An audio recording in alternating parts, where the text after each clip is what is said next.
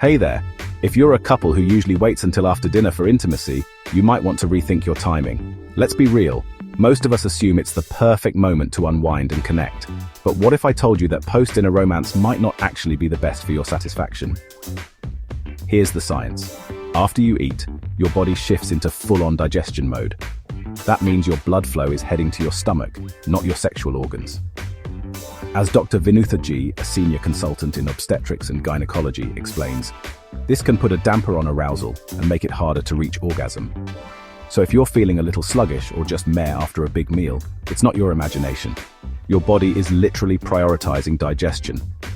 And if you've ever felt like taking a nap instead of getting frisky after dinner, blame it on postprandial somnolence.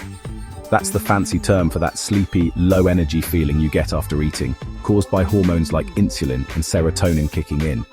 The bigger your meal, the heavier that fatigue. And don't even get me started on bloating. Now let's talk about aging. As we get older, hormone levels like testosterone and estrogen drop, and circulation slows down too.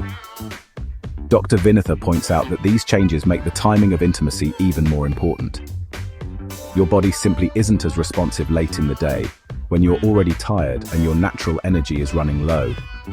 Research actually shows that most adults perform better sexually earlier in the day, think mornings, because energy, mood, and hormone levels are at their peak.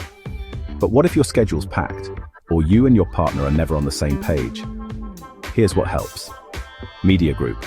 Couple enjoying breakfast together, couple cuddling in morning, couple laughing together on weekend morning, distribute_equally.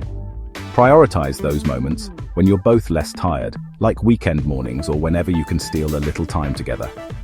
And don't underestimate the power of the little things. Hugs, kisses, or even a spontaneous back rub can keep the spark alive and make those bigger moments more meaningful. Communication is key. Talk openly about your needs and work as a team to find what fits your routine. Now, if evenings are your only option, don't worry, you can still make it work. Try eating a lighter dinner so your body isn't dealing with a heavy digestive workload. Get some exercise earlier in the day to boost your circulation and endorphins. And before you get intimate, take a few minutes to relax. Some deep breathing or a quick meditation goes a long way. Oh, and don't forget about sleep. Good rest can make all the difference in your mood and energy at night. So, if you want more satisfying intimacy, maybe skip the heavy dinner, or just try switching things up. Your body and your relationship might thank you for it. If you found this helpful, don't forget to like and subscribe for more tips on living well together. Until next time.